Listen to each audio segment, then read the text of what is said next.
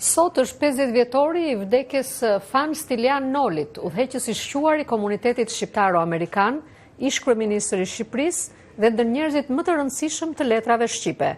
Noli erdhi për herë të parë në Shtetet e Bashkuara në vitin 1906, organizoi kishën autoqefale shqiptare me qendër në Boston, themeloi bashkë me të tjerë Federatën Vatra, shkoi në Shqipëri për të ndihmuar në forcimin e shtetit të Brisht, jetoi për një kohë në Mërgim dhe u kthye përsëri në Amerikë në vitin 1931.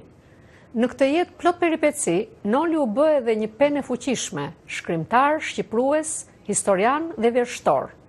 Për fillimet e rrugës tij si letrar është folur shpesh, por sot ne do t'ju sjellim një dokument rrallë zanor ku Fan Noli tregon me fjalët e tij se si u bë shkrimtar. Materialin e përgatiti kolegu ynë Ilir Ikonomi.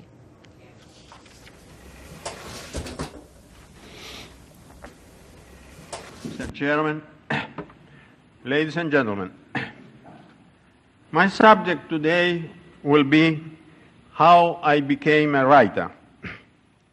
Well, some of you might...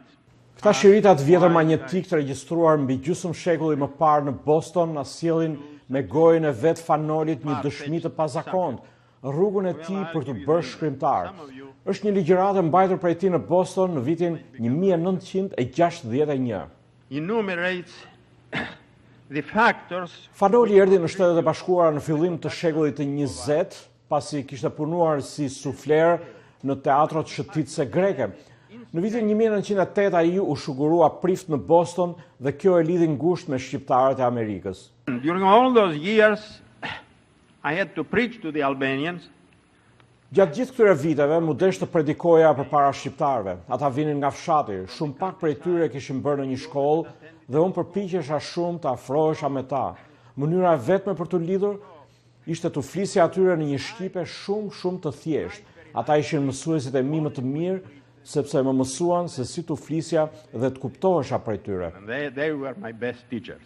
They taught me how to speak to them and be understood by them. Noli tregon se duke filluar nga viti 1908, ju desh të përkthente libra kishtar nga greqishtja në shqip. Me ardhjen e Faikonicës në Amerikë në vitin 1909, ata të dy hartuan një listë librash që duheshin përkthyer në shqip me dëshirën për t'u dhënë shqiptarëve vepra të letërsisë botërore. My method was this. For instance, when I started to translate Hamlet, I would translate the most... Metoda ime ishte kjo. Për shembull, kur fillova të përkthej Hamletin, unë përktheja pjesët më të bukura të tij, siç ishte monologu i famshëm Të rrosh a mos të rrosh, po kështu me Macbethin dhe Otellon. Më vonë plotsoja pjesët që mungonin. Nguroja t'i botoja këto përkthime, sepse nuk më pëlqenin aq shumë, por gjithmonë përpiqesha t'i korrigjoja. But I always carried them and always tried to correct them. Noli tregon për një episod të vitit 1915, kur për arsye financiare kishte mbetur i bllokuar në Vjenë. Now one day met Norbert Jokel, the famous Albanian scholar. Një ditë takova Norbert Joklin, studiuesin e famshëm të shqiptarëve, profesor në Universitetin e Vjenës, dhe i thash se po përpiqesha të përktheja Hamletin, Macbethin, Jul Cezarin e vepra të tjera. Ai më tha të shkoja t'i lexoja disa nga përkthimet dhe një mbrëmje ne u mblodhëm në grup disa njerëz bashk. Veç doktor Joklit ishin edhe doktor Gjergj Pekmezi, Ismail Qemali, njeriu i famshëm që ngriti flamurin shqiptar dhe shpalli pavarësinë në vitin 1912, Fazil Pasha Toptani, si dhe Faikonica. And then I read them some. U lexova disa pjesë që kisha përkthyer. Doktor Jokli foli me entuziazëm dhe më kërkoi që t'i botoja patjetër këta libra. Dr. Jokel was enthusiastic about it and he urged me to publish those books by all means. And the occasion came. Rasti për t'i botuar përkthimet erdhi kur Noli u kthye nga Vjena në Shtetet e Bashkuara. Ai u lut Vatrës t'i paguante shpenzimet e udhëtimit me premtimin se do t'ia shlyente ato me libra.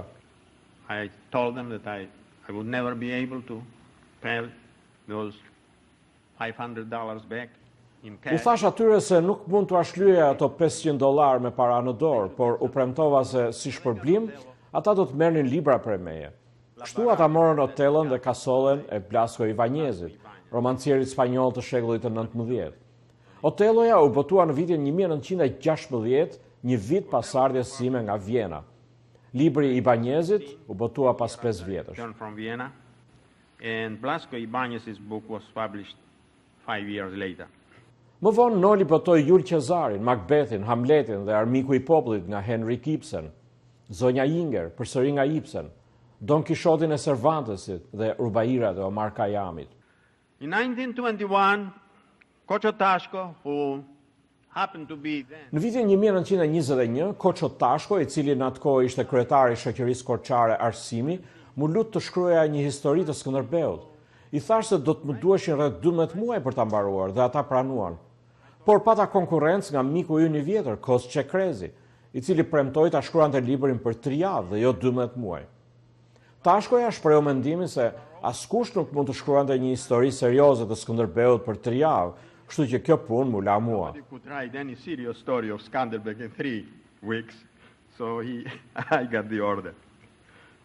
Noli tregon se kur puna po i afroi fundit, ai mësoi se në Vjenë kishte dokumente arkivore për Skënderbeun, sepse deri atëherë ai ishte mbështetur vetëm në burime letrare dhe në vepra biografike, si ajo e Marin Barletit. Por ati u kërkua ta mbaroj librin shpejt, kështu që nuk mund t'i përdorte dot arkivat. 20 vjet më vonë, kujton ai, mu deshta rishkruaja këtë libër bazuar në material arkivor. 1947, I published Beethoven and the French Revolution. Në vitin 1947 botova librin Beethoveni dhe Revolucioni Francez, që ishte shkruar si tezë për masterin tim në muzikë në Universitetin e Bostonit. Ky libër dhe një përmbledhje vjershash u botuan me paratë që më dhuroi Vatra me rastin e përvjetorit të ditëlindjes. My 40th anniversary, you may remember. Fanoli erdhi në Shtetet e Bashkuara me një shqipe të thjesht, fare të thjesht, të mësuar në komunitetin shqiptar të i Brikte 5 në Trakën lindore, për të bërë më pas njërin ndër lëvruesit më të mëdhenj të gjuhës së tij amtare. My teachers were just those great boys whose work Mësuesit e mi ishin shkrimtarë të mëdhenj, veprat e të cilëve kisha përkthyer, Shakespeare, Edgar Allan Poe, Cervantesi, Ibseni, Omar Khayyami, dhe nuk duhet harroj Faik Konicën, një shkrimtar i klasit të parë.